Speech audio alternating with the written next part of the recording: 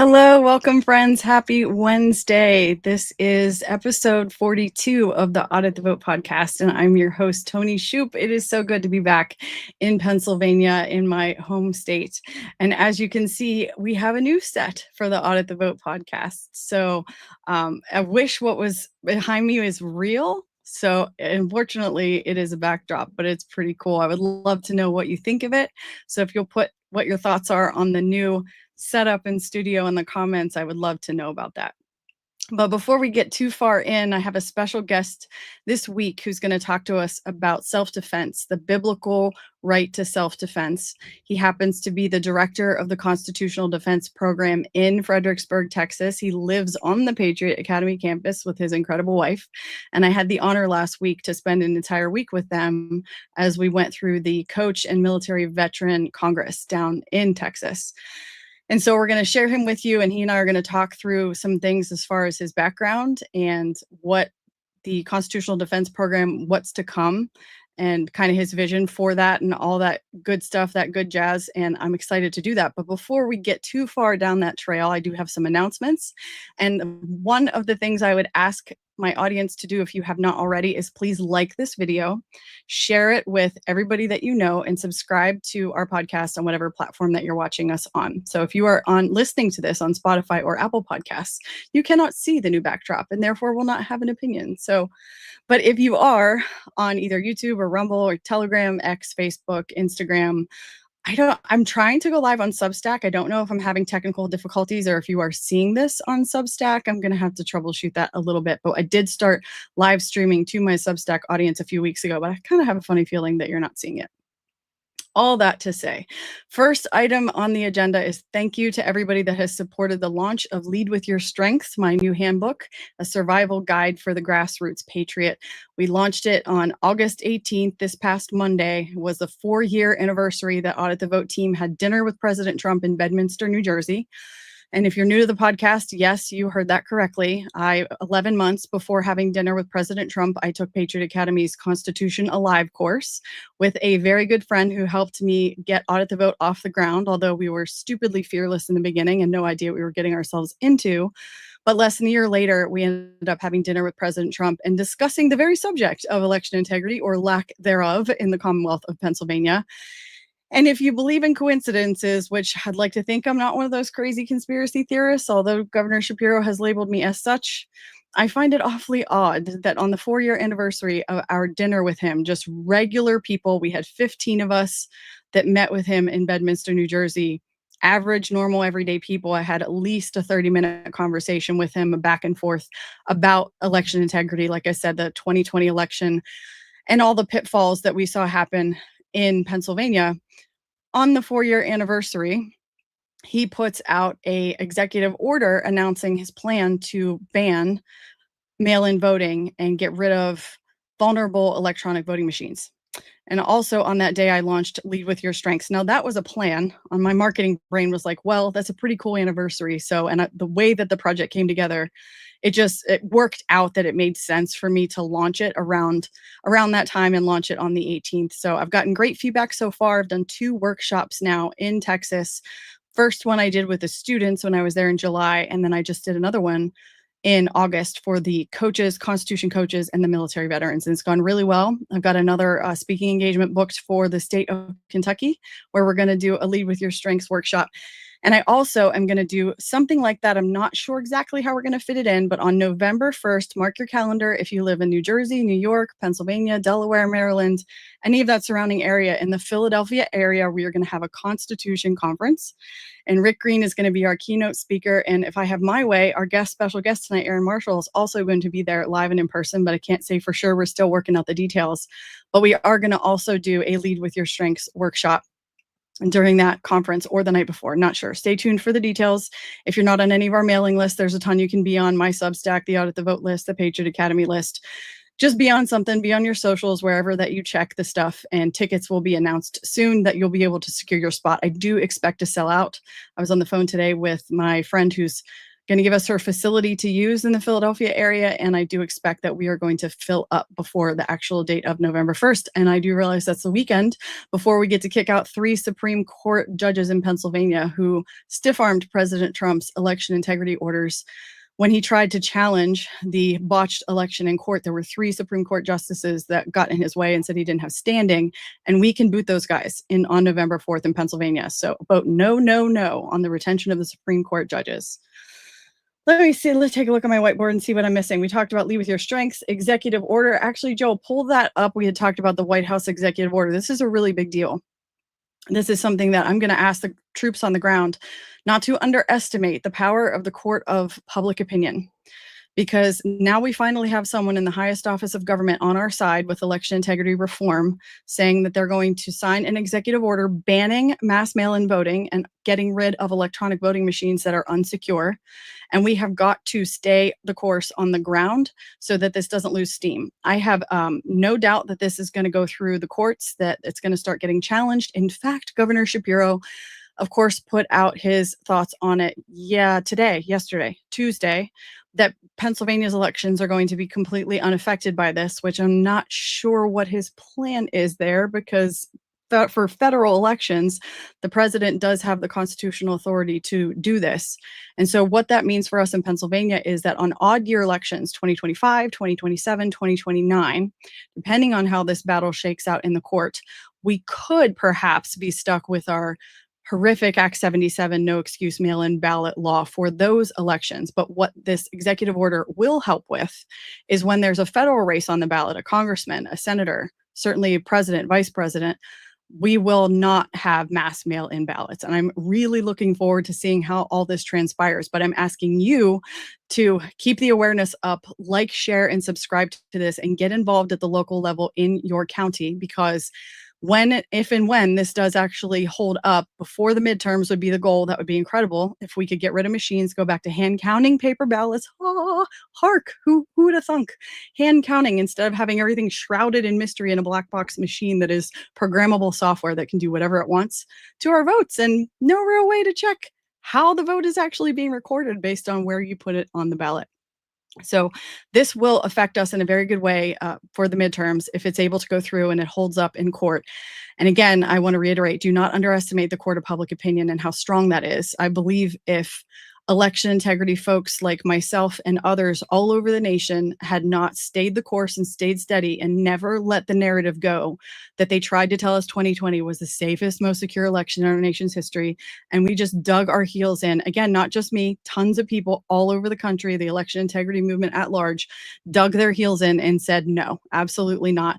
I don't think we would be where we're at today. And I also I think if we take our foot off the gas, we're going to lose this battle. That it's very possible. The Supreme Court has seemed to have no appetite whatsoever in making decisions on election law. And I don't really know what to expect in terms of if it goes that route. Could they punt it and say, no, we're not taking it? Will they have to weigh in? I want to say maybe this is a question for Rick Green. Are they going to have to weigh in because it's a presidential executive order? I don't know. We're going to learn together and see how this shakes out. But all that to stay in the fight, do not quit, get involved in your backyard locally. And I know that there's going to be hand count trainings all over the place happening because our machines are potentially, the software is not updated properly, and they are going to also go, which will get us back to hand count and paper ballots. And we are going to need an army of people at the county level who know how to do that. So that's I think the potential for that to create massive chaos is there, which is not good. But we ultimately do need to do this. And the one thing I think that Governor Shapiro is missing is that in 2025 and 2027, he can say it's not going to affect our elections. But if there's a federal race, again, on the ballot, and it goes up to the Supreme Court and they rule in our favor, he will have to. Now, if he wants to stick with the mail-in ballots in 2027, that's going to create a ton of chaos. You can't have one set of election laws for 1 year and then a second set of election laws another year. And I think at the local level, our best defense with that is to stay active and build relationships with your county election directors, your county commissioners, because they're going to be looking to us as to like, okay, we haven't hand counted in 20 plus years. How do we do this? They're going to need us on the ground. So hang tight, Patriots that have been wondering, just like me every once in a while, what are we still doing here? Why did we get in this fight? And can you men in black stick me and put me back to sleep? I would say I have that thought like at least once a week, but we're here for a purpose and a reason. Only God knows, but duty is ours and results are God's, and we're just doing our duty one day at a time. So excited about what Patriot Academy is doing, the Rebuilding Liberty curriculum. I'm excited to get a class on books. I haven't yet. Workbooks are still underway. Should be any day now that we'll be able to get workbooks for that new course, and we'll be able to offer it. I rewatched an edited version last night of the first week. It is just so good. It is so good, so inspiring, so empowering, and looking forward to reaching our goal of getting 5 million people across the nation educated through our courses. 1 million, we're over 1 million by far. It obviously had an effect on the nation because the tide is turning. We affected a presidential election in a lot of ways and for a lot of reasons, but I have to believe that Patriot Academy's classes getting out there to the level and the scale that it did played a part for sure. So I think I covered all my major stuff, and I'm looking for I did it in less than 15 minutes. Awesome. Am I missing anything? Comments, my new setup here, I'm all discombobulated. So not only have I not been in the studio yet at home because I've been in Texas, with this new setup here, I'm like, where is my stuff? I can't see any of my stuff. So if people are commenting, I don't think they are. I have the comments on. But thank you guys for watching. And Joel, if you will go ahead and bring in our special guest for the night, I'm looking forward to unpacking the biblical right of self-defense with the director of the Constitutional Defense Program with Patriot Academy, Aaron Marshall. Welcome, Aaron, to the Audit The Vote Podcast, and thank you for taking your time. Yeah, thank you. Glad to be with you. Great. Aaron currently resides in Fredericksburg, Texas, and he and his beautiful wife are traveling. He's in the state of Washington right now with family things going on. So I'm really glad that he took the time out to talk to us tonight. And I wanted to unpack a little bit more about what he does down there and what his background is, because I think I mentioned this earlier in the podcast when we started. I was on the wrong side of the Second Amendment article. Maybe I didn't mention that this time. I talked to myself in my head all day long. And so I'm always thinking that something came out of my mouth that actually didn't. So that might have been one of my rehearsals in the car I was doing, that I was on the wrong side of the Second Amendment battle. And 2020 is what changed my mind. But it was my trip down to Texas last year, taking the constitutional defense course with Aaron's instruction and the team down there, that gave me the confidence, not just physically, not to be afraid of guns, but to also really understand the value of the Second Amendment and why it's worth fighting for and protecting. But getting started, Aaron, can you just give us, tell my audience your background in terms of, I know you were in the military. I can't remember if you were law enforcement, but walk me through how you got to where you're at in terms of the director of constitutional defense with Patriot Academy. How did it all get started? So yes, I was in the military, retired in 2022 after almost 22 years in the Army Reserve. Was not in law enforcement, but in terms of how I got into this business, about halfway through my military career during my deployment to Afghanistan, I just remember a couple of moments during that deployment where I thought to myself, that was a situation that could have gone a lot worse. And I just kind of realized that I was not as well trained with weaponry as you would hope you would be as a U.S. Army soldier. So when I got back from that deployment, I decided to start doing some additional training.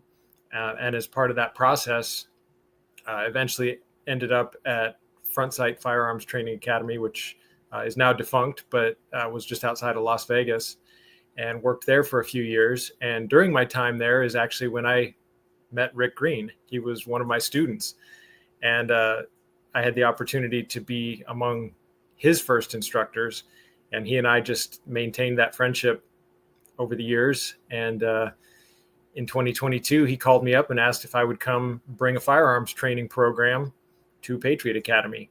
And at the time I was running my own training company. And so it was a very natural fit, and came on board and took over as director of training. Up until that point, Patriot Academy had been partnered with Front Sight.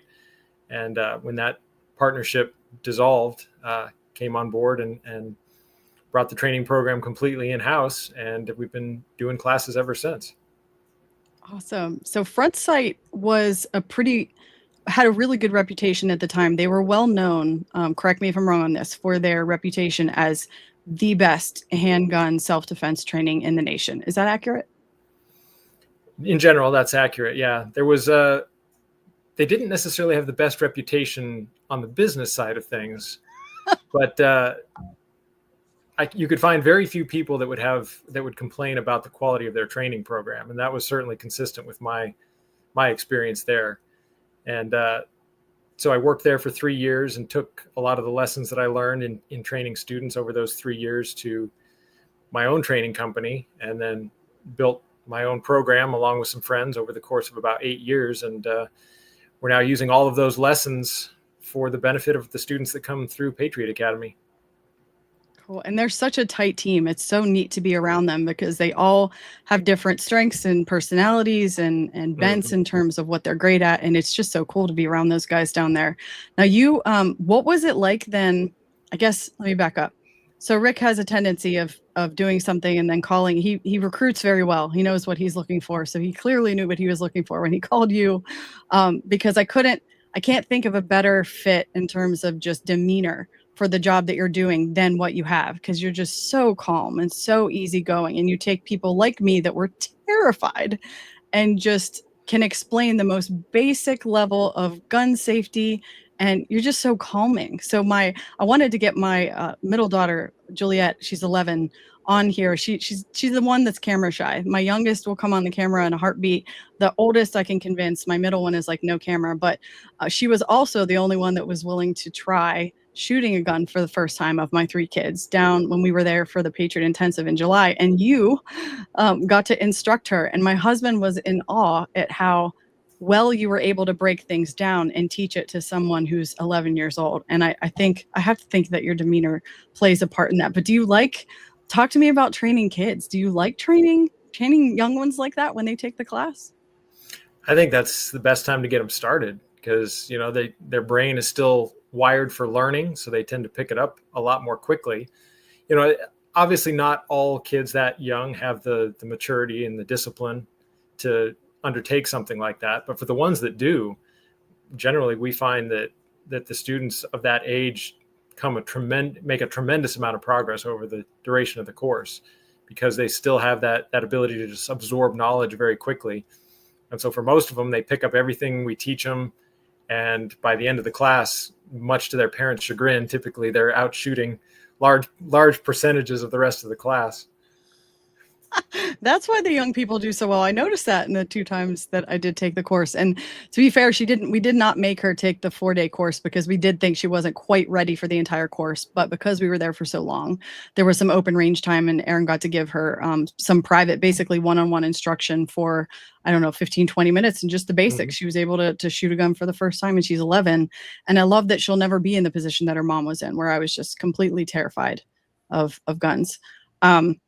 That brought me to a question that I wanted to ask you. Oh, so I have found that one of the unique things about the program that you all have put together is not necessarily just the range training, which I want you to unpack and talk about the repetitious cycle, because I know I asked you the first time I was down there. When I go home, what is different about this? Why should somebody from Pennsylvania go down to Texas, or anywhere really? Why should we make the trip down there for this training?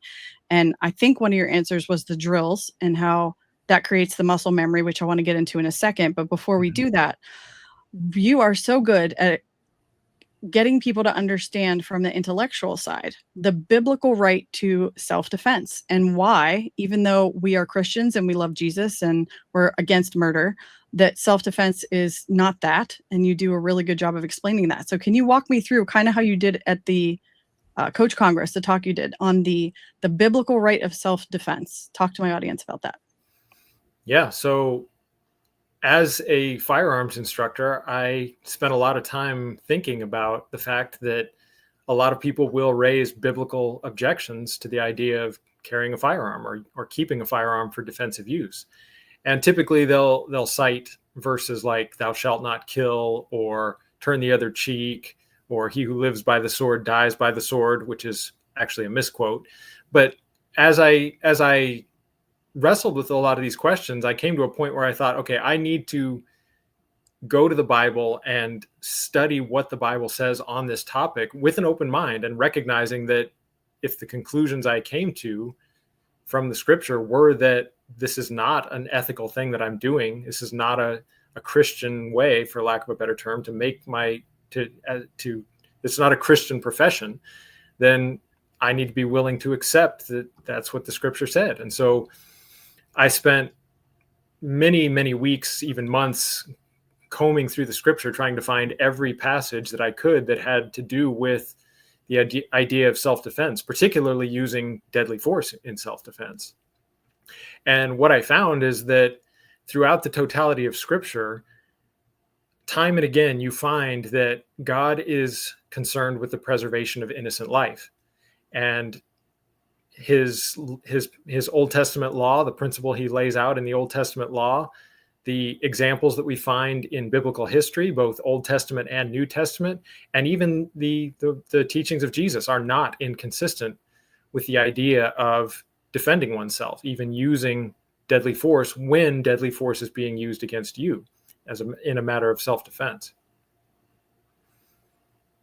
So I spoke to a pastor one time in my journey who said that their pushback against some of the things with Patriot Academy were they did not agree with the stance on the Second Amendment. And they said, because we're Quakers, I know we talked about this a little bit when I was down there, we're a Quaker, we're peaceful, and we don't solve problems with violence. Can you speak to that a little bit? Because I know the course does a phenomenal job in explaining that side of it too.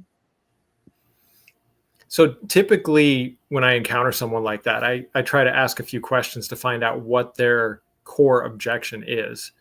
I'll ask them questions like, so if someone is trying to kill you, do you believe as a Christian you are obligated to put up no resistance and to just allow that person to kill you? Or more to the point, often I'll ask them, especially if they're a parent, I'll say, if someone is trying to kill your child, do you believe that you are obligated as a Christian to do nothing and allow your child to be murdered? And sometimes they'll come right out and say, well, yes, I feel as a Christian that's my obligation. And I always acknowledge up front, sometimes God does call people to pacifism. And the example I like to use is Jim Elliot. When he was reaching out to the Wodani tribe of Ecuador, he resolved that he was not going to defend himself, neither he nor his fellow missionaries. And ultimately, he did sacrifice his life in an attempt to reach the Wodani, and God used that sacrifice as a way of reaching that tribe. So I believe God does call some people to a pacifistic route for a specific purpose. But I don't believe that God has called all Christians to be pacifists. And in fact, I think God calls some people to be protectors, in fact. And I also like to ask questions of people like that, like, so do you think that only non-Christians should be members of the police force or of the military? Do you as a Christian believe that only heathens should be defending us in the country? Because that's ultimately what that would come down to. If you believe that as a Christian, you are not allowed to take up arms to defend yourself or another person, that means either A, you believe that there should be no means of defending yourself or of defending a community or defending the country, or that you believe that only non-Christians should be in those positions, which I find to be, frankly, kind of a rather terrifying idea, that we should put that kind of power only into the hands of people that are not driven by biblical Christian morality. I love it. Talk to us about I can remember the first time I was down there, the first couple of lessons. I think there's 4 of them. Aaron, don't scold me, I should know better. But one of them I know you said was, don't ever point a gun at something you're not willing to destroy. What are the other 3 things that you start at? I think there's 3 more. What are the basic safety things that you start the course with? Yeah, so you're talking about the 4 universal firearm safety rules. The first rule is treat every gun as if it's loaded. So whether it's loaded or unloaded, we're always going to handle it as if it's loaded. Rule number 2, as you say, is never let your muzzle cover anything you're not willing to destroy. In other words, we're never going to point the gun at something that we would not be willing to shoot. Rule number 3 is keep your finger off the trigger and outside the trigger guard until you're ready to shoot, because in general, the only way you're going to get that gun to fire is by pressing the trigger. So we keep the finger off the trigger until we're actually ready to fire. And then rule 4 is be sure of your target and what's in line with your target. Meaning first we have to positively identify our target, meaning we have to be certain in a gunfight situation that the person we're about to shoot is in fact a deadly threat, that this person actually deserves to be shot. And if the answer to that question is yes, we still need to determine, is there some innocent person either in front of our target or behind our target that could be injured if we fire that shot? Excellent.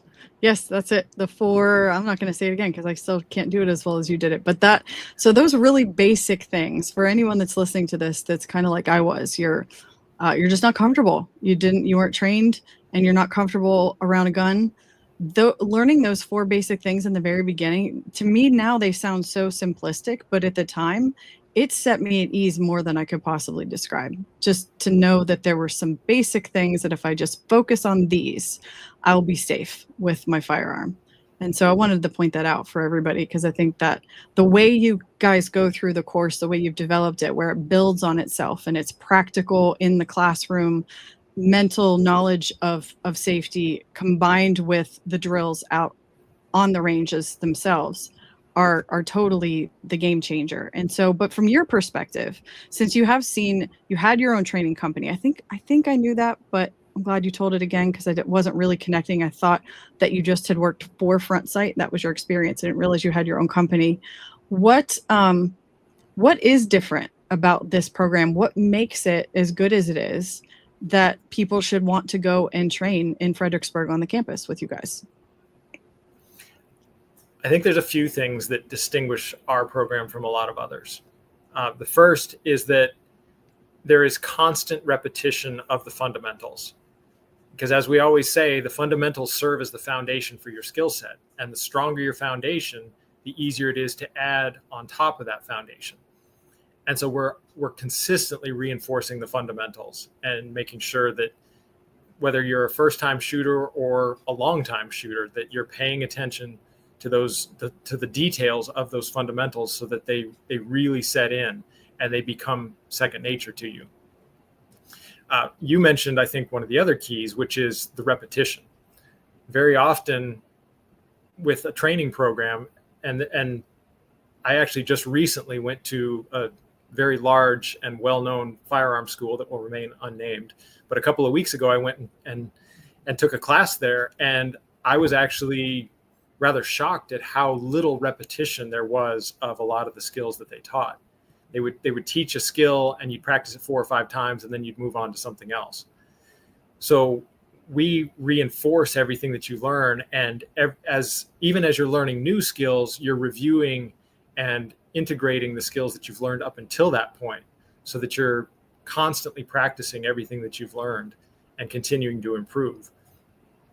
And then the third thing is that we actually show you how to practice once the class is over, so that you can continue to improve your skills on your own time and continue to build your mastery even after the class is over. Because we like to say that the end of the class is not the end, it's the beginning in a lot of ways.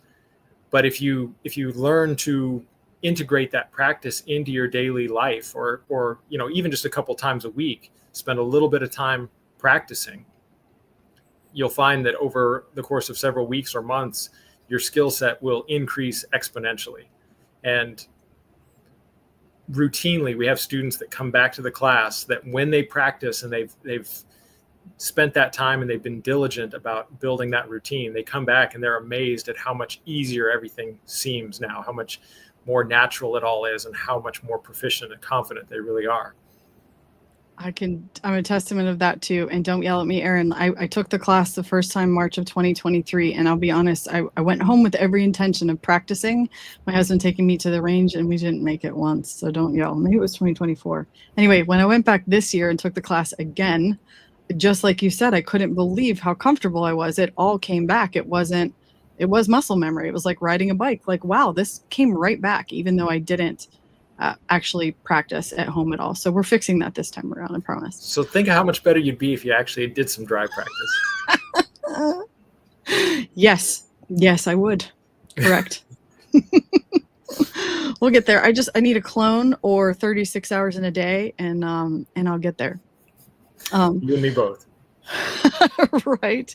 So I know that the basic training is what I took. So there's a 2-day class, which you can then stay longer for a 4-day class. And as the year is moving forward, Aaron, how often are they offering that on the campus? What did I hear you guys say? Once a month they're doing that particular course?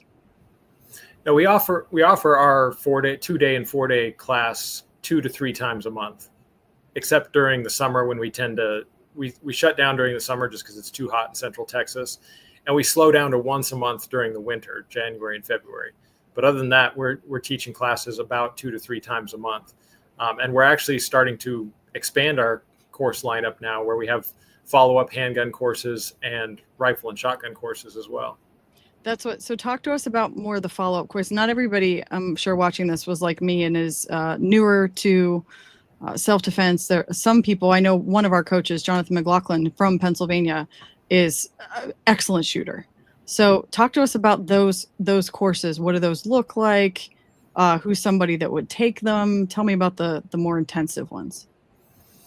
So we start everyone out with the 4-day class, which we call Handgun Foundations. And as the name implies, the goal of that class is to give you a solid set of fundamentals that apply, of course, with a handgun, but actually apply to any gun that you would use in self-defense. So with that base of knowledge, depending on how comfortable and proficient you are with that skill set, you have a few different options where you can go from there. If you want to learn how to use a rifle or a shotgun for self-defense, we have classes that we call cross trainers that cross-train you on how to apply what you learned with the handgun to rifle and shotgun.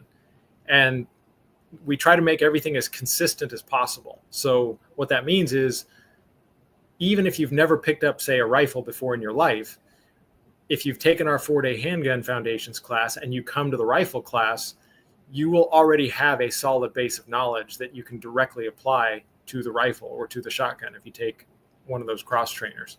And so your learning curve is flattened out considerably, and you'll make a tremendous amount of progress. And then if you want to continue to improve in your handgun skills, we have what we call skill builder classes, which are essentially 3-day condensed versions of the 4-day class with some additional specific exercises and regimens built into it to help you dial in on particular aspects of your skill set, to make you more accurate, to make you faster, to build your consistency, and really improve specific elements of your handgun repertoire. And then if you score high enough on our skills test at the end of either the foundations course or a skill builder course, you can then go on to our intermediate handgun class, which opens up a whole new world of skills with the handgun. So you learn to do a lot of the stuff that you learned in the foundations class with using only one hand. You'll push yourself out to distances as far as 50 yards, taking shots with your handgun. So you'll learn some alternative shooting positions, all kinds of fun stuff added on top of what you learned in the foundations class. And actually very soon here, we're going to be, within the next few days, in fact, we're going to be announcing our first emergency first aid medical class, which is actually a life-saving class. One of my instructors has been working on that for almost the last year now, putting it together. And it's going to be a 2-day course devoted to helping you help someone who is in a life-threatening situation. They have a life-threatening injury. You can apply some basic life-saving measures and stabilize that person and give them the time they need to allow the medical professionals to arrive and take over from there. I talked about that quite a bit with Jared. Is he the one that's heading that up? Correct. Yes. Yes. And he mentioned that the common thing that comes to someone's mind when you guys are talking about this is they go, is that like Stop the Bleed? And he did a really good job explaining to me what the difference was. So can you help my listeners understand that? So Stop the Bleed is only a few hours, and it teaches some basic, as the name implies, methods of stopping the bleeding if someone has a serious bleeding injury. But once again, just as we talked about with firearms and how most classes don't give you the repetitions you need. A stop the bleed class does not give you the repetitions to be truly proficient at a lot of those techniques. So the class that we've put together for the medical class is going to have a lot more repetition, a lot more depth, and it'll go well beyond what the stop the bleed class teaches. It'll go into CPR, treating head injuries, treating shock, a gamut of potential life-threatening injuries that you may encounter, and not just in a gunfight, but you're driving along and you're the first on the scene at a car accident or something of that nature. This will give you the skill set to call 911, get emergency responders moving to you, but also take steps to save a life where that person might not have enough time to live until the ambulance would arrive. You'll have the knowledge to stabilize that person long enough to give them the time they need to survive. And I know, Erin, as a mom, this is what I start thinking. As a mom who woke up to the 2020 insanity, I just don't trust our medical system anymore. So I would feel a lot more comfortable if I knew how to take care of some of those things for my children, knowing that I'm not at the mercy of our medical system, for lack of a better way to say it. So I think that's important for moms to know, is that I might not jump out of the car when I drive by an accident to try to save someone's life because I get a little queasy just at the sight of blood, but sure. The knowledge so that I would know that I could protect my children, which was the same reason why I wanted to get over my fear of handguns, is I just wanted to know that if I had to protect my kids or my husband, that I could. And in fact, that was the reason that I came down there, was with that intention. And I love that your course walks you through. You're not just trying to get people to go down there and then become like Johnny on the spot when they get home. You guys had a name for it. What is it? Someone that just goes off like half cocked with a weapon, doesn't really know what they're doing. Did you have a name for that? I'm not sure what you're referring to. I mean, I don't either. We have a lot of creative names, and not all of them might be suitable for the airwaves, but I can't remember what it was, but it was something that I don't remember what it was. I just know that I felt like I made my decision. Your course helped me make my decision that the only time I would even think about firing my weapon is if my kids or my husband's lives were at stake. That would otherwise, the clerk, you tell the story of the clerk in the store, and the clerk would be dead on my watch. That's just how that goes. I want you to share the story too, because I just want people to understand how important self-defense is from somebody, like I said, that was on the wrong side of the argument. I was one of those people that, even though I vote conservatively and I have biblical values, I was always voted Republican because of my views on pro-life. I definitely fell into the ignorant category. I didn't understand what I didn't understand. And when the media would say an automatic weapon or an AR-15, and they would spout off that nobody needs these weapons, I believed them. And it wasn't until I started taking courses like yours and studying from Patriot Academy and Rick Green that it started really making sense to why you need to defend the Second Amendment against those things. That eventually government is probably, it's a power grab. They're going to eventually come for our guns. And Rick does such a good job of explaining how when the threat is neutralized quicker in a gun battle, how many lives are actually saved versus if you have to wait for local law enforcement, you have to call 911.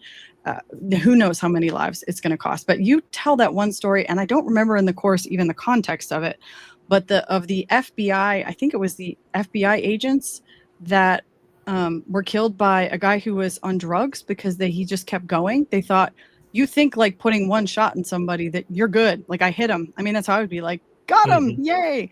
But that wasn't the case. Can you retell that story for my audience? Yeah, you're talking about the FBI Miami shootout. There it took is. place back in 1986. And actually, believe it or not, neither of the perpetrators in that situation were on drugs. The toxicology report and the autopsies came back clean. So they were just extremely dedicated and committed to doing whatever it took to win the fight.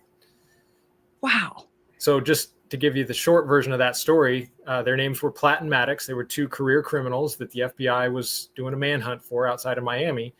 And the FBI attempted to take them into custody. And as they did so, these two criminals killed two FBI agents and injured 5 others in the attempt to take them into custody.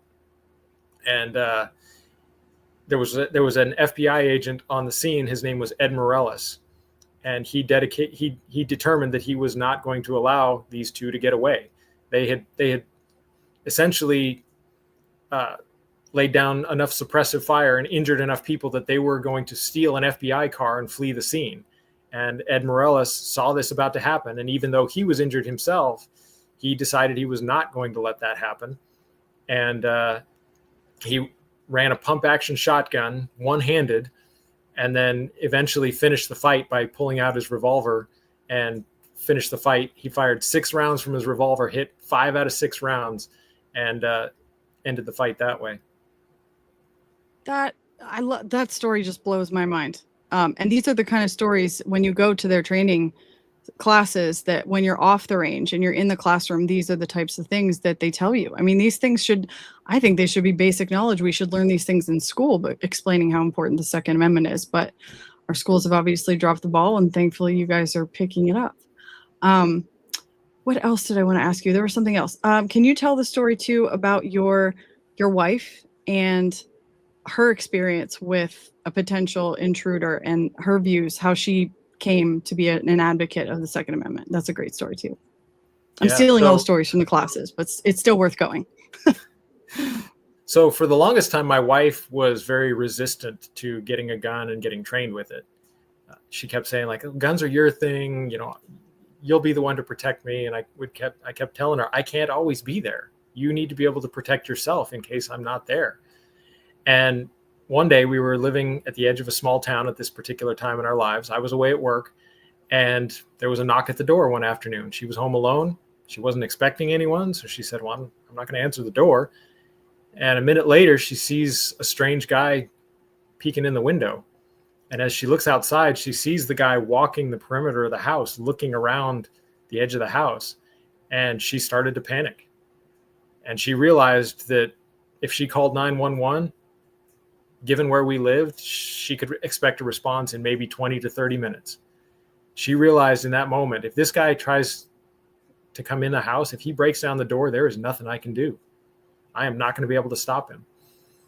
Now, fortunately, he did not attempt to enter the house. We never really did figure out what he was up to, but that moment completely changed my wife's perspective. And when I got home that afternoon, the first thing she said to me after she told me the story, she said, I need a gun and I need to know how to use it, because she felt so powerless and she never wanted to feel that feeling of helplessness ever again. Wow. Such a good story. Such a good reason to go to the campus in Fredericksburg. Take a bit. I mean, the stuff they're doing down there is just phenomenal. But Joel, can you share the website? So if you want to see what courses are coming up next, just go to patriotacademy.com/defense. And I think everything is on there as far as what's coming up in the fall. And like Aaron said, I definitely misunderstood him. I didn't realize you guys did 3 a month during your, what I guess you call on season, because nobody wants to shoot in Texas and when it's 110-degree humid heat in August. And so in the wintertime just once, but pull the website up, Joel, and let's see what the schedule. I'm hoping, I should have checked this before I made him do this, that the schedule for the upcoming classes is on there. Are there openings? Yes. I think September is the next. Are there openings in the next September class, or is it full already? No, we have openings in the September class. It is very rare that we have to turn a student away. Even if you're calling us the day before, if there's any way we can get you in, we will get you in. And I can count on one hand the number of times we've had to turn a student down. So if you would, regardless of which date you're looking at, reach out to us. And if you want to get in the class, we will do our very best to get you in. Awesome. So you have 2 or 3 ranges for the 2 and 4 day handgun? Is it just 2 ranges right now? We have 3 ranges. It's pretty rare that we're using all 3 simultaneously, but we can run up to 3 ranges. Okay. When I was there, we were using the 2 ranges. So yeah, patriotacademy.com/defense. Aaron, talk to us too about how the cost is. I still don't know how Rick is pulling this off, how he's able to offer it at such a minimal cost, but talk us through, and by comparison, what the course compares to. How the value that people are getting for what are we charging? $125 a day for things that are way more than that elsewhere. Speak to that. Correct. Yeah. We charge $125 a day, which is about half of what the industry standard is for comparable training. Just as a frame of reference, I told you that unnamed school that I went to a few weeks ago, they charge over $2,000 for a 5-day class. So Patriot Academy charges a fraction of what comparable training goes. And my own personal mission is to ensure that this program provides the finest self-defense training available anywhere. So I can absolutely say with confidence that this is the best value in firearms training. Not only will you pay significantly lower than what you pay for a similar class elsewhere, you will receive a superior training experience. Totally agree. What's it like, Aaron, for you watching people like me that come down there that are visibly terrified go through the process of becoming like, wow, this is kind of fun? What's that feel like on your end? That's one of the most gratifying parts of the job, to see someone experience the freedom, the empowerment that comes from developing that ability and watching just how they carry themselves over the course of the 4 days. That is one of the main reasons that I love this job. Is there someone like me in almost every class, or does it just vary? Yeah, there's almost always one person who's never fired a gun before, who's just really, they have this horrific idea in their head of what this experience is going to be like. But almost uniformly, by 2 or 3 days into it, they're having a great time. They're learning a ton. And it just, for a lot of them, it completely changes their life. And that might sound a little hyperbolic, but I've talked to numerous students at the end of the class that literally tell me this changed my life because of the experience. They're now experiencing the confidence and freedom that comes from knowing that they can protect themselves against someone against whom they would have no chance of success otherwise. Completely. Last thing, and then I will let you go. Again, thank you so much for taking all this time and walking through all of this. There's so much. So if you've learned something just in the 35 minutes we've been talking, you get Aaron and his whole team for either 2, or I recommend the 4 days. It is totally worth it with the political climate the way that it is. Probably more you study history, I'm realizing it's always been this way, but I can't impress enough to my listeners how important it is to be trained and to have the confidence that Aaron has been talking about. So really and truly consider, go to patriotacademy.com/defense. No matter where you are in your journey with guns, really consider taking some time and going down there, because this is just a fraction of how good the instructors are. And they make it fun too. I think it was Jared that when we were shooting one day, the targets, and someone shot the left ear, off of one of the targets, he made some silly joke about, and if you hit it right here, then you run for president. And like the whole class just like burst out laughing. So they make it fun. Not only is it interactive, educational, the drills, you build that muscle memory, you also have some good laughs along the way. And I don't know about my audience. I'm not, if it's not a little bit of fun, at least a little bit of fun, it's not, generally speaking, worth doing for me. So you guys do, I think, just a fantastic job at combining all of those things. But the last thing I want to ask you is, you go through in the course about the 3 different levels of people that we can reach. I think you call it the unreachables and the reachables. Can you speak to that a little bit so my audience knows, like, okay, who are we going after? Who's the ideal person I should maybe try to get to come to this with me? Walk through that scenario. I love how you explain that.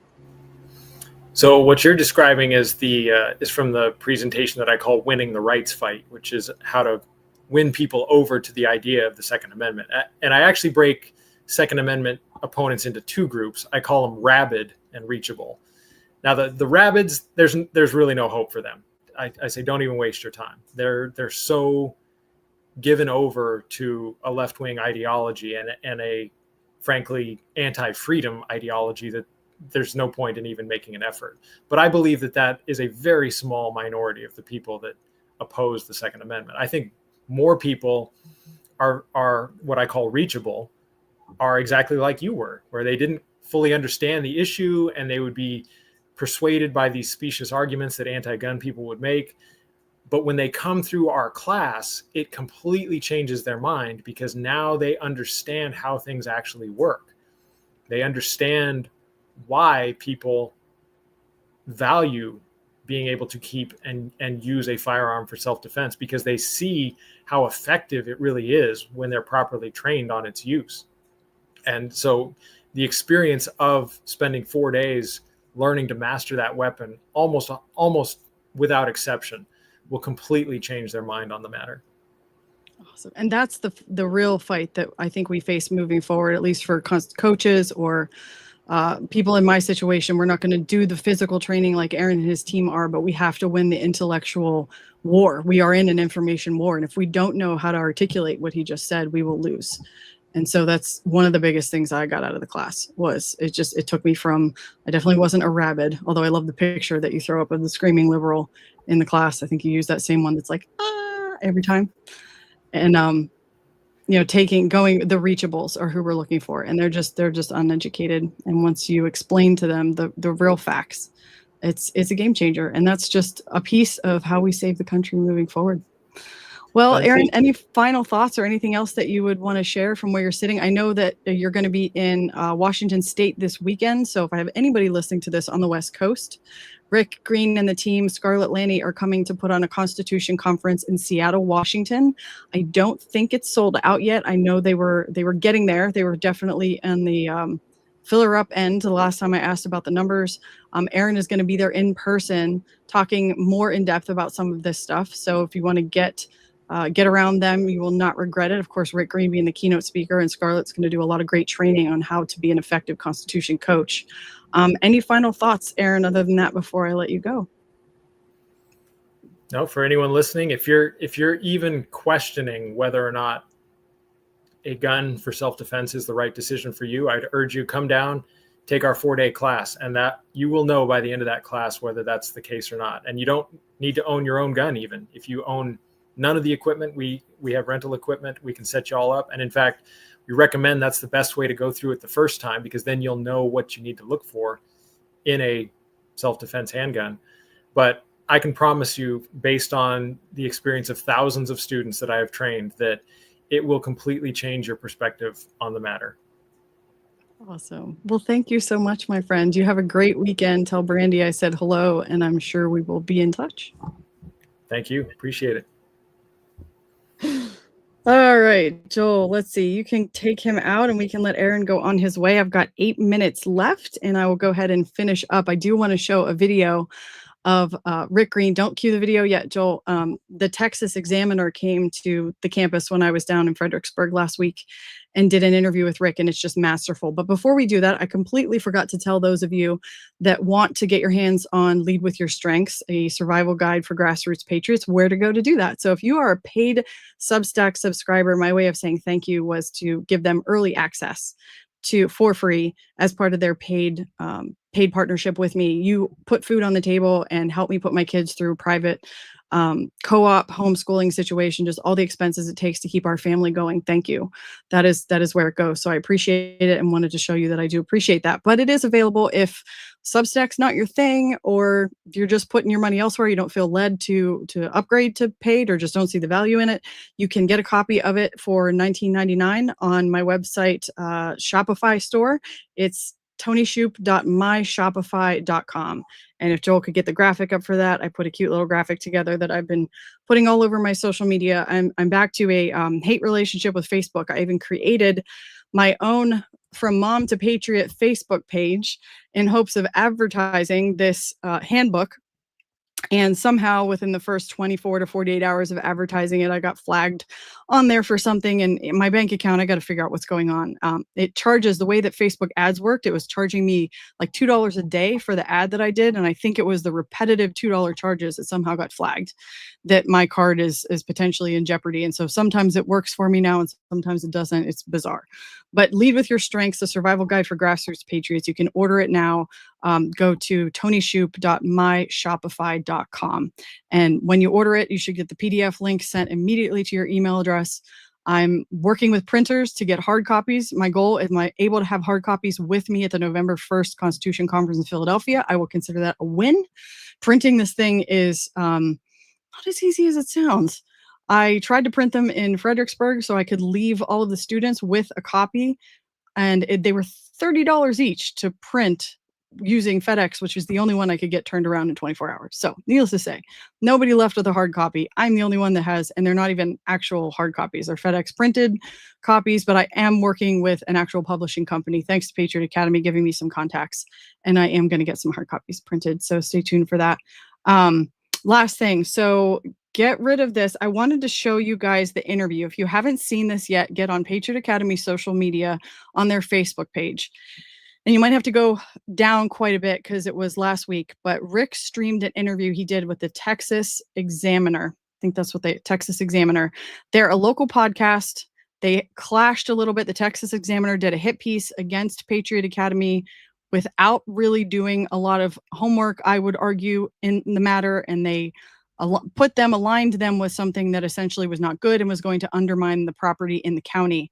And so Rick, I guess he did blast them quite a bit online when they put out the hit piece, but somewhere along the way they connected, and he invited them onto the campus, and we all got to be there live for a interview that he did with the two folks from the Texas Examiner. It is people in my audience that knows Rick knows he is a masterful communicator. I look at him as probably my number one mentor at this point. If I can get half as good at communicating as that guy is before my life is over, I will consider that a success. And the reason I say that is because he took these two guys. This is just such a good example of it. Masterful communication, who it got a little spicy. So where I'm going to have Joel started is where it started getting spicy. Rick takes the mic and they were starting to clash a little bit. They did not come into this as friends, but he educated them so well, and not he didn't talk down to them. He didn't he didn't exalt himself. It was so humble the way he educated them. But by the end of the interview, they agreed to break bread together. He invited them and their audience back to the campus for an open house. And one of the guys actually asked his son, Rhett, who's the head of our media department in Patriot Academy, if we were hiring because he wanted a job. And I actually introduced myself to this guy when it was over to tell him thank you, because they're not aligned politically with conservatives. I don't know if they voted I wouldn't be surprised if they didn't vote for President Trump. They're not politically aligned with us, but because of that communication, the respectful civil discourse and how well they were educated, I wanted to thank him for that. Thank you for having an open mind. And he asked me, I didn't find out till later that he approached Rhett about a job, but that was one of the first things he said to me. And this was right after the interview. He goes, "You guys hiring?" I was like, not my call, a little bit above my pay grade, but go ahead and cue that up, Joel, and I will let you know let's watch this first part where it starts getting dicey, and then I'll have you fast forward it to the end so you can see the resolution. It'll do your heart good. I recommend going back and watching the whole interview. It is an hour long, but hey, what else are you doing at nights? Hopefully you're not watching legacy media. It's pretty much dead. And if you're looking for a good thing to watch, this will be amazing. So go ahead and roll that. And I think here's the key point here is we're going to be neighbors for a long time. I plan to die here, hopefully not for another 50 years, but this is where Kara and I plan to finish our life and do this. And so we're going to be neighbors and hopefully friends for a long time. So the best way to build on that and us have a good relationship is to clear the air on how this happened. Because I'll be honest with you, it caused us a lot of pain. There were a ton of people that all of a sudden were against us that knew, nothing about us. But they thought we were now this 1,100 home development, because the initial post actually said that. It made it sound like we were literally the same group. So I think what I heard from you, and maybe I'm just asking for this, was that an apology for not investigating it further? I think and actually putting out there what became a very false impression, and even showing a map that was literally making it look like we were incorporating half of Kendall County. In all fairness, the map showed an area north of Comfort. That was huge. And right next to Comfort County. And it could be that. Yeah. We didn't know that because none of the documentation that should have been provided within the supporting documents was in the supporting documents. Well, technically, there didn't have to be even a commissioner's court meeting here. No, technically, you guys none of this that. had to be public.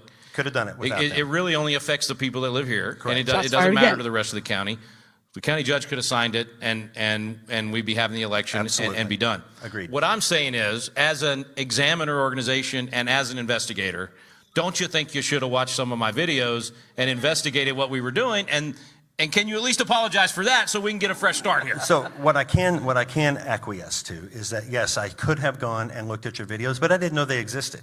The first time I ever heard Patriot Academy was the day, and actually it was after. He calls himself a I did private the initial investigator, by the way. publication. That was an edit to that one, because the first one didn't have you mentioned at all, and the second one actually showed a picture a map with the Patriot Academy inside the map. I think that's where the confusion came in, is from that map, not necessarily You could from ask the verbiage. Grok. Right? Or so, again, in all defense. I'm trying to get a good fresh start here, We're man. getting I'll there. apologize. We're getting there. Okay, all right. We are getting there. Agrees. We're going to apologize, John. Let him apologize. call For you all out the terrible right here. things I said about you when I read your erroneous information. I apologize for that.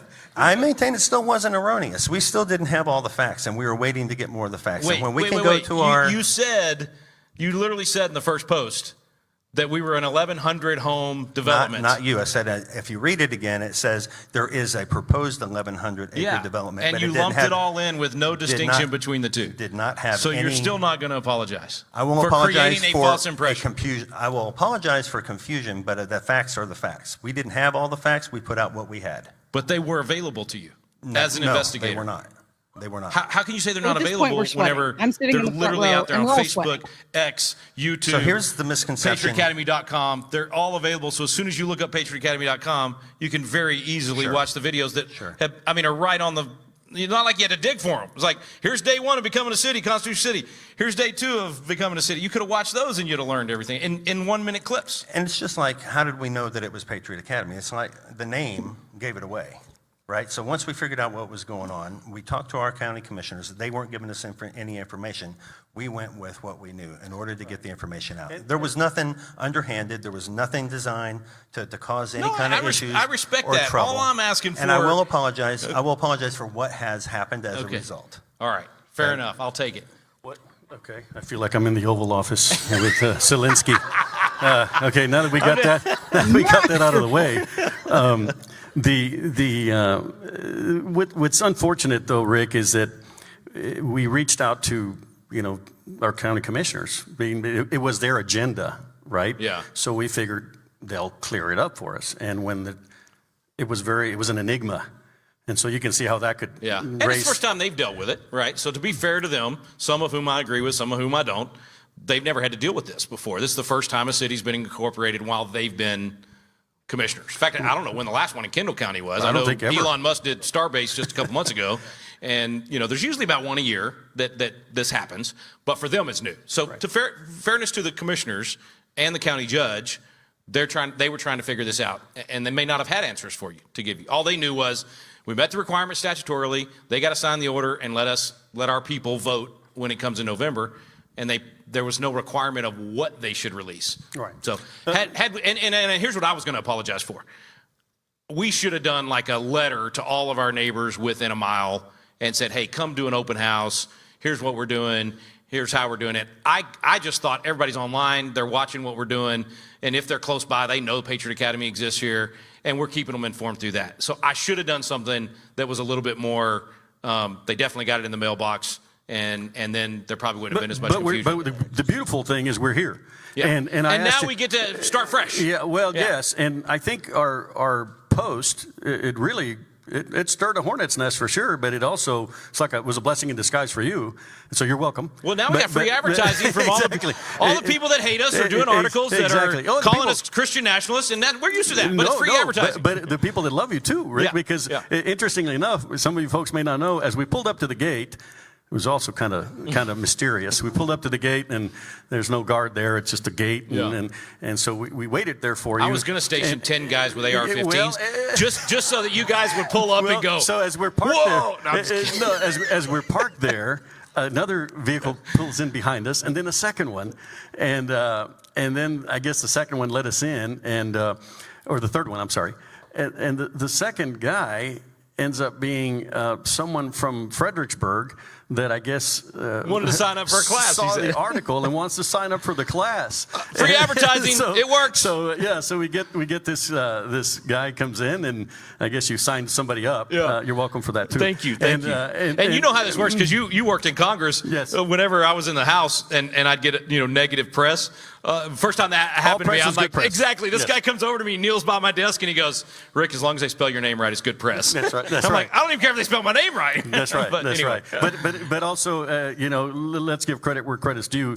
You have built an impressive facility out here, Rick, and a lot of blood, sweat, and tears looks like it's gone into this. A lot of people in here that did a lot of hard work to make that happen. Yeah. Right, and it's growing, and from So it's a legitimate place. It's not what some of the critics Right. are thinking. I think that, we're envisioning shipping containers out here Right. and And people tents. shooting in tents and shooting guns. Right. I mean, you are teaching about the Constitution. You do have a Bible-based or Christian-based Yes, foundation. just like those guys. Right. Yes. But I think the critics still, and I know Yeah. you've probably answered this a million times, is they're concerned about all the firearms. Tell us about that. Yeah, I became very, very passionate about self-defense. Back when I was in the legislature, you had cities suing gun manufacturers, blaming them for crime. This crazy tort theory that we say, that means that I should sue the spoon manufacturer after Thanksgiving because I gained 10 pounds. Makes about as much sense, right? To sue the gun maker and blame them for crime. But they were doing that, and they were actually shutting down. There was like 3 gun manufacturers that went out of business at the time, and Andrew Cuomo was head of HUD, and he was leading it for Clinton, and then Houston and Dallas and all of them were jumping on it. So when I filed my bill to stop cities from suing gun manufacturers and not allow Texas cities to do that, Charlton Heston came and did an ad for me and all of that. And so it became for me, it's always the whole Constitution. But the Second Amendment, there was a guy named Joseph Story that was a really important founder that was on the Supreme Court for about 30 years. And he said that if you lose this one, if you lose the Second Amendment, he called it the palladium, the protector of all of our rights. If you lose the Second Amendment, you'll lose everything else because it offers a strong moral check against usurpation from government. So I was always about the Second Amendment from a esoteric kind of philosophical argument. But then when I went, as I was telling you guys, when I went through my first training, which I went for my son, I didn't even go for me. I was like, I don't need this. And I take him because he's 16, and I freeze in the simulation. And I realize, wow, I'm not ready. And even in the first 2 hours of the class, they're teaching me this stuff about my firearm that I didn't even know what I didn't know. And so I became very passionate about people not just saying, Second Amendment, or I want my right to carry, but actually training so that they're responsible and they know how to defend themselves. And they're not as likely to have a negligent discharge or have an accident. And so that passion from about 2010, 2012 was when that was starting. That led to us trying to get as many friends and family trained as possible, and then realizing there's not enough good training out there where people can actually, that have never touched a gun, come in on day 1 and by the end of day 4 be competent and confident in being able to carry and defend themselves. So that's the reason for the firearms training. And it's interesting you asked that, because I've had big donors come to us because we've been doing the constitutional education for 25 years. And when we got so vocal about the Second Amendment part, which it's a combination training. You do the firearms training, but you also do the intellectual training.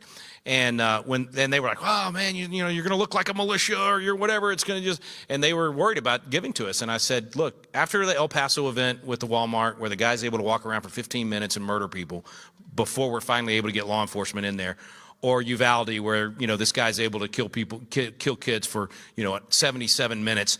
After those kinds of things, I was like, I'm not apologizing to anybody anymore. We're going to train as many citizens on how to defend themselves as possible, because the more sheepdogs you have, the more armed, trained. It's not just a good guy with a gun that stops a bad guy with a gun. It's a trained good guy with a gun that stops a bad guy with a gun.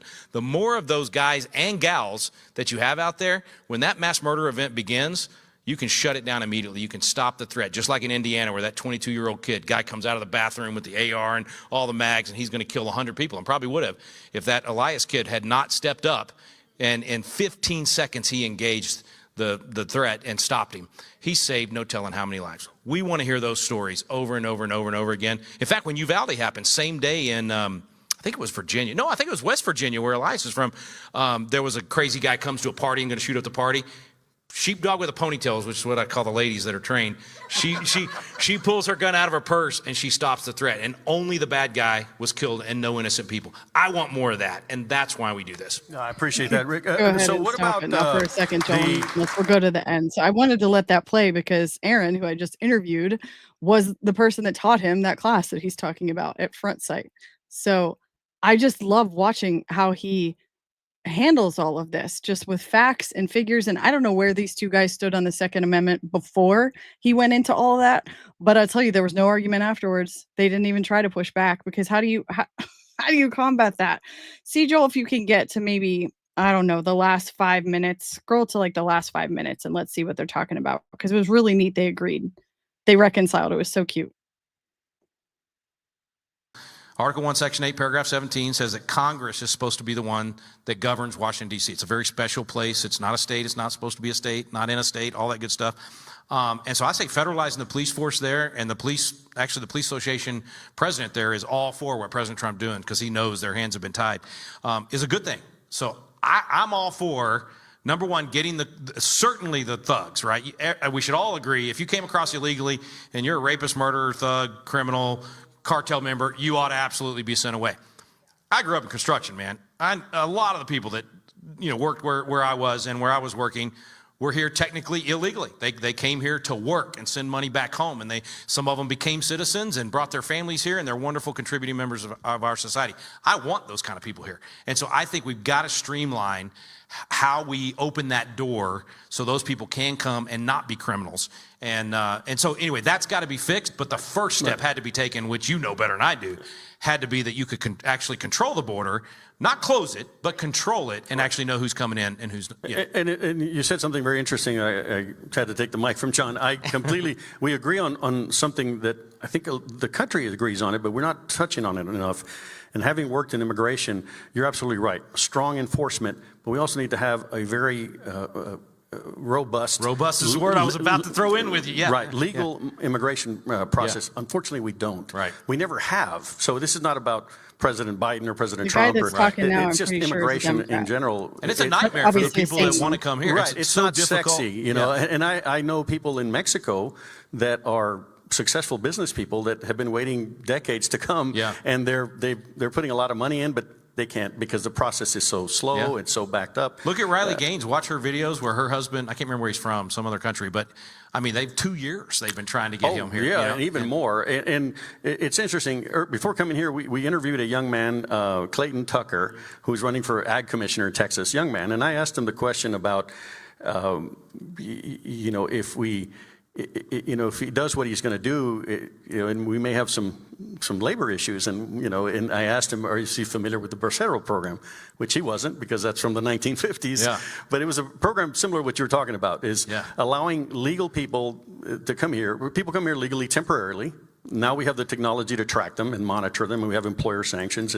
And then after they work a certain period of time, whether it's in agriculture or construction, they go back. Yeah. And it was a huge revenue source when we did it. Yeah, it was a great program. The problem is, back in the 50s, we didn't have GPS and technology like we do today, track these people. So a lot of them kind of got lost in the system, and it failed. Yeah. But By the way, shout out to Bruce Colley for telling me about how do you say it, Bracero? Bracero. Yeah. He called me back about a year ago, and he goes, can you get this to Trump? He needs to know about this program. And I didn't know about it. He's the one that educated me on it. It's a great program. But, he brought up something interesting that got me thinking. He said, well, Robert, he says, that sounds like a great concept. He says, but if we keep bringing people in here, even if they're coming in legally and they're working for a low wage or minimum wage, we're still not creating jobs for Americans. And I thought that was funny coming from a Democrat, but it got me thinking, and I thought, well, okay, maybe he's right there. But then his counter was, he says, we bring him in here, we need to let him work for 4 or 5 years, and then they can get some legal status and stay. Yeah, how do you feel I'm all about for that? being to earn those things. Absolutely. Okay. As long as we know, as long as we can monitor, as long as you're coming in and we're limiting how many, all right? It's not just open to everybody. And then there'll be some market forces on that, right? Which I'm a big free market guy. If for instance, we always say, well, people here won't do some of these jobs. Well, if they won't, then the pay is going to have to increase to where they will, or people are going to pay to come in to do that job. And nobody wants to be podcasters. Yeah, we don't get paid enough for sure. But the market will eventually balance that out. Yeah. I think there's a lot of common ground there to be found. I think the system got so bad that we had to just stop, clean house, start over, and let's bring some common sense to this thing so that it makes sense for everybody, and not the politics of it based on what a party wants or doesn't want, but what's good for the country, right? What's going to be good for our nation? Common sense. I don't have anything else. Man, well, this has been fun. You guys are great. You're good at this. This was good. Yes. Thank you, guys. I do want to say for our viewers and our listeners, put your pitchforks away. Now that we've had an opportunity to visit, I think the next step is going to be break bread at some point. Amen. Yeah. And really We should do an appreciate- open house here with you. Y'all come, invite your viewers and your readers, and we'll do a little open house and let everybody come and break bread together. That would be very kind, and Yeah. we appreciate that. I think Kendall, you're going to find, you've been here for a while, Kendall County is an awesome, great place to live, to work, to raise a family. And I got to say, I'm proud that you're here now. Thank you. That you're Thank you, bringing man. this. Thank you. Thank you. You guys are awesome. Thanks for enjoying it. Hey, thanks for joining us You in can the tell tavern. them now. How cool was that? You saw how spicy it got in the beginning, especially with the dude in the middle. He was the one, by the way, that asked for the job. It was getting spicy. Rick was trying to get him to apologize. He wouldn't do it. We were getting like uncomfortable, but Rick just knew the right time to back off and had such a good conversation. Highly recommend you go back and watch the whole interview. I will put the link in my show notes that'll go out on my Substack on Friday. If you are not on my Substack and don't get those, go to tonishoop.substack.com and sign up for free so that you get those things. I gotta take a little drink, clear my throat. Oh my gosh. Once again, thank you to those who are subscribing as paid. You have kept my household going over the last 4 years. And of course, Audit the Vote. Oh my gosh, I might have to mute myself to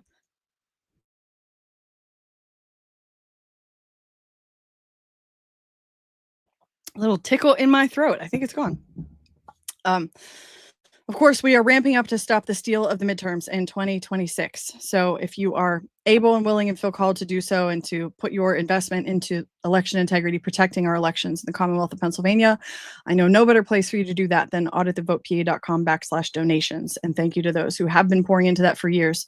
I think without you, we would not have gotten to the point we did on Monday, the 18th of August, where President Trump was able to boldly declare that mail-in ballots are need to go. They are ripe for fraud, and also getting rid of riggable electronic voting machines. I got a great article. If you're not on my Substack, I have a great article that's going out tomorrow that goes through a little bit of mail-in ballot shenanigans and why other countries, how many other countries have banned them. It's just a little bit of history on there. So I think you're going to be interested in that and want to read that. We do have a funny video. Joel has such a good sense of humor, how he digs these videos up. They're AI babies that look like Trump and world leaders.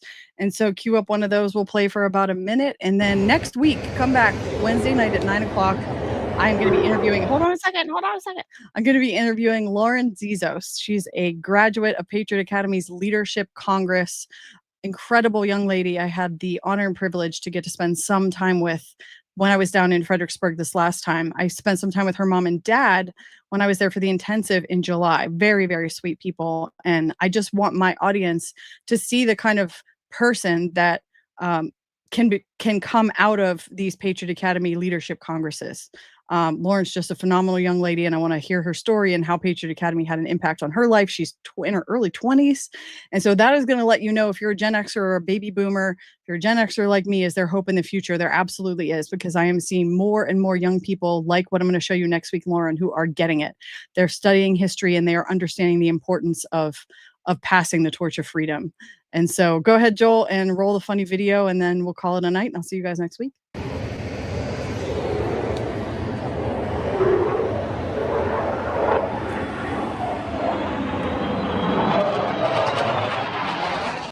I believe we had a very productive meeting. There were many, many points that we agreed on, most of them, I would say, a couple of big ones that we haven't quite gotten there, but we've made some headway.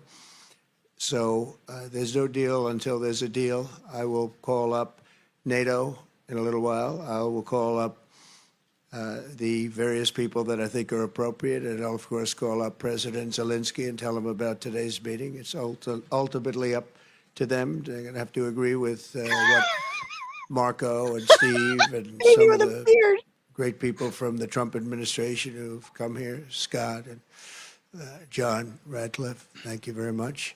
But we have some of our really great leaders. They've been doing a phenomenal job.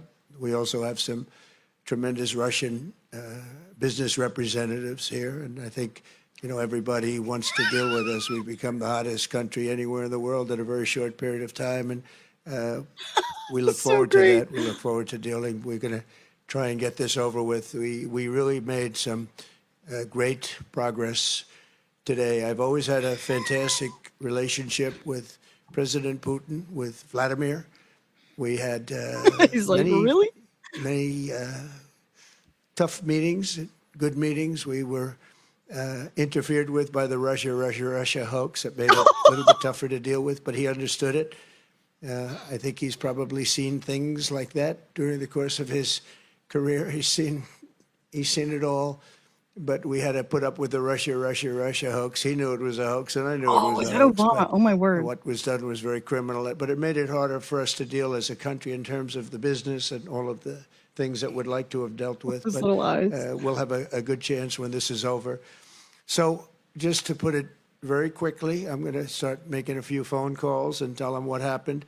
But we had an extremely productive meeting, and many points were agreed to. There are just a very few that are left. Some are not that significant. One is probably the most significant, but we have a very good chance of getting there. We didn't get there, but we have a very good chance of getting there. I would like to thank President Putin and his entire team, who I know in many cases, other than that, whose faces I get to see all the time in the newspapers. You're almost as famous as the boss, but especially this one right over here. But we had some good meetings over the years, right? Good, productive meetings over the years, and we hope to have that in the future. But let's do the most productive one right now. We're going to stop really 5, 6, 7,000, thousands of people a week from being killed, and President Putin wants to see that as much as I do. So, again, Mr. President, I'd like to thank you very much, and we'll speak to you very soon and probably see you again very soon. Thank That's you very hilarious. much, And by the Vladimir. way, I can't see, Next Joel, you can time, go ahead and stop it. I think we're good. I can't see the comments. StreamYard is making updates, and so when I get in here, it just looks different. And so if you commented, I apologize. I was not able to address any of the comments. We'll get that figured out when we go off air. Let me try one little thing and see. Nope, that didn't do it. All right, next week, 9 o'clock, Wednesday night, Lauren Zizos, Leadership Congress graduate from Patriot Academy, as well as all the updates.